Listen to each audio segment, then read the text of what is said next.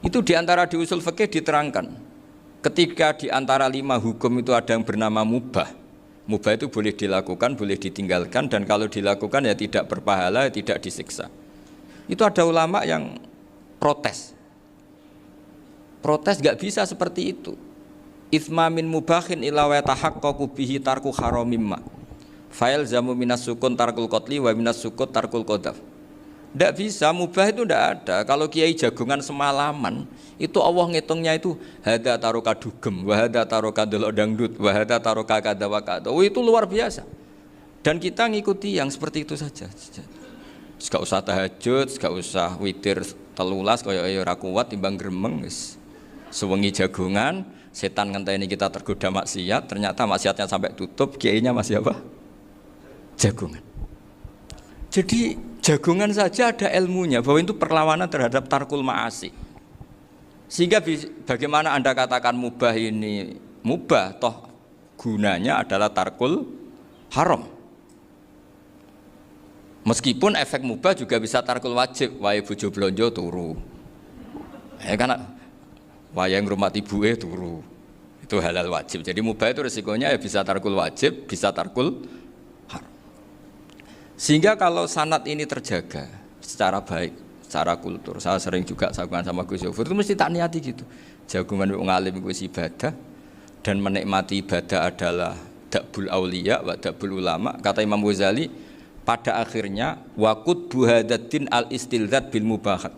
Kata Imam Ghazali, pada akhirnya qutbu hadaddin, madaru hadaddin, pokok dari agama ini adalah melawan kemaksiatan dengan kita menikmati al-istidzat bimubah. Kita menikmati sesuatu yang dibolehkan Allah Subhanahu wa taala.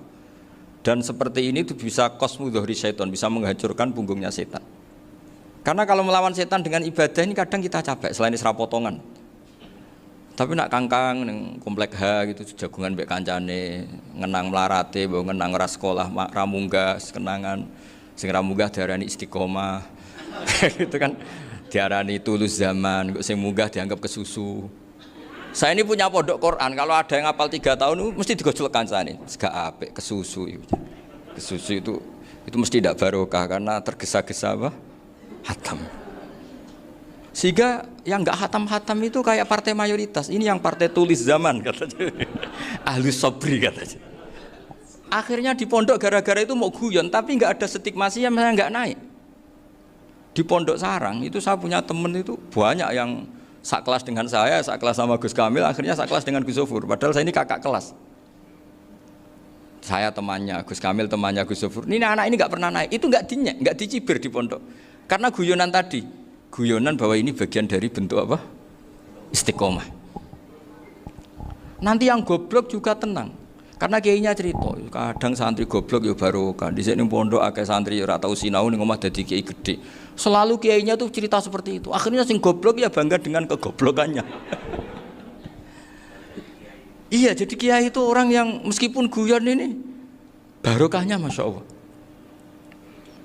Dan setahu saya kiai-kiai alim itu ya senengannya guyon karena tadi guyon itu luar biasa.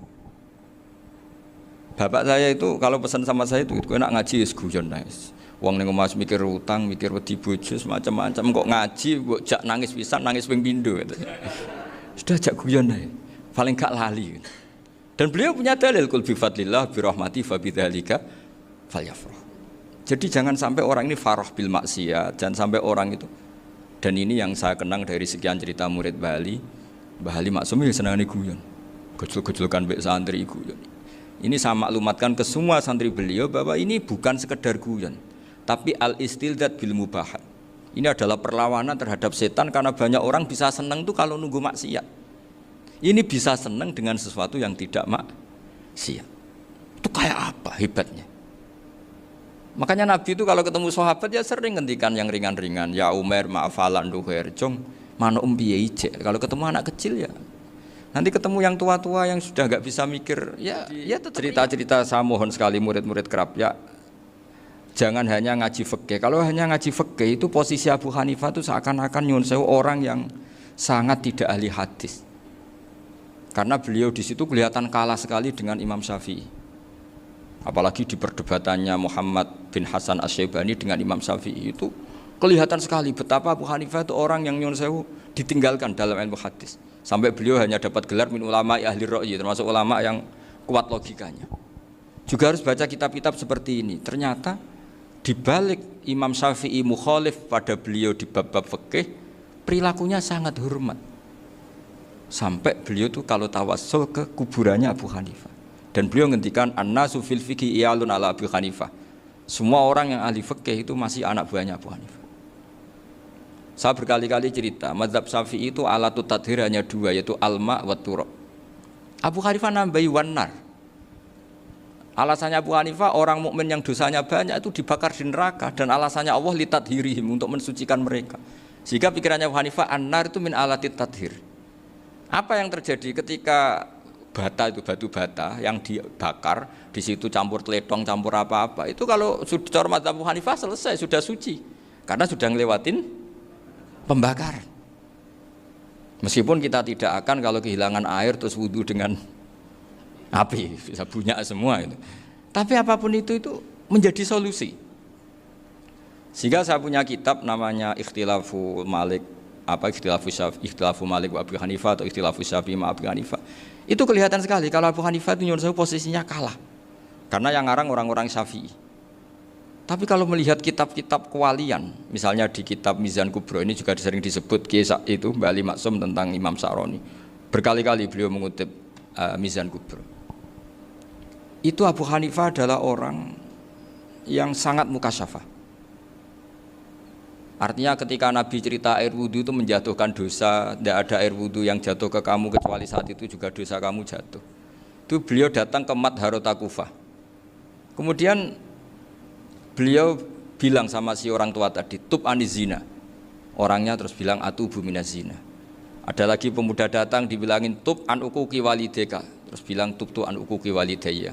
Sampai yang terakhir ada tub an simai alatilahwi atau an samai alatilahwi. Terus tub tu an samai. Ketika orang itu ditanya, kenapa engkau begitu tahu dosanya apa? Saya tahu air wudhu ini menjatuhkan apa. Jadi kira-kira kalau zina mungkin ya batang babi lah. Kalau hanya sekedar melihat mbak-mbak mungkin ya curut atau tikus lah kira-kira gitu. Nak delok diluk ya mungkin ya tikus cilik gitu. Nak delok suwi ya tikus werok itu atau apalah. Pokoknya beliau itu tahu. Tapi anehnya Abu Hanifah apa? Setelah itu dia nangis minta mukasafahnya ditutup. Ya Allah, saya ini mukasafah kok malah menjadi tahu sawatil mukmin. Padahal aturan syariat jenengan man satara musliman satarahu, bahwa enggak baik melihat jeleknya orang mukmin. Minta ditutup. Makanya saya ini bangga ada mukasafah. Makom yang kita sampai sekarang itu makom setelah Abu Hanifah mukasafah. Jadi Abu Hanifah repot-repot mukasafah, minta makomnya ditutup tidak menjadi mukasafah. Dan alhamdulillah kita sudah tidak mukasafah sebelum minta ditutup. Jadi kita ini keren. Keren karena aturannya itu man satara musliman satara huwa, yang tidak tahu aibnya orang muslim maka Allah akan nutupi aibnya di akhirat. Dan kita alhamdulillah barokahnya tidak mukasafah, tidak ngerti aibnya orang mukmin. Jadi kita harus pakai patokan ilmu. Saya ulang lagi, kita harus pakai patokan. Makanya saya tahu betul ketika Kiai Hamid Pasuruan, beliau dulu ngaji Jamul Jame, ngaji Juman, Bali Maksum di sana sama Gus Habib, sama Gus Muhammad bin Mahfud, termasuk mbah saya kandung dulu Kiai Sidik, mbah saya yang itu juga ngaji di Termas. Bapak saya dulu Kiai Nur Salim ngaji di Buyut Baiti. Dulu itu kawin juga sederhana, kayak cerita Gus Sofur. Jadi bapak saya kandung itu Kiai Nur Salim itu ngaji di Mbah Baiti. Mbah Baiti itu adik kandungnya buyutnya saya dari ibu. Nah Mbah Baiti itu teman akrabnya mbah saya namanya Kiai Nur Sam, Mbah Nur Sam. Singkat cerita terus Nur ke Jorabi arata Arabekno itu. Setelah bapak saya ke Badullah mau ditawarin jadi mantu, kata bapak saya kula pun dipek mantu Mbah Baiti. Akhirnya dapat ibu saya itu. Karena ibu saya itu cucu Mbah Baiti, cucu lambung, jadi mbahnya ibu saya itu Mbak Yunya Mbah Baiti. Namanya Mbah Sofia tadi yang dapat Mbak Idris itu, yang Mbak Idris ini bin Umar. Ya Mbah Umar yang mbahnya Mbah Hamid, Hamid bin Abdul bin Umar. Kalau bahasa itu Fatimah binti Idris bin Umar. Dulu kecilnya Mbah Idris namanya Abdul Khalik. Kalau kecilnya Mbah Hamid namanya Abdul Mukti.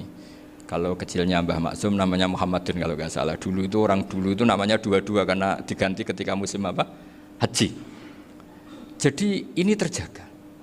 Sehingga tidak ada ceritanya kiai-kiai yang jagongan kemudian santrinya itu yang agak-agak khawarit. Kiai kok sungi-sungi jagungan, gak tahajud, gak duha, itu tidak ada seperti itu. Karena ini dianggap fi'lul mubahat untuk melawan mungkarat.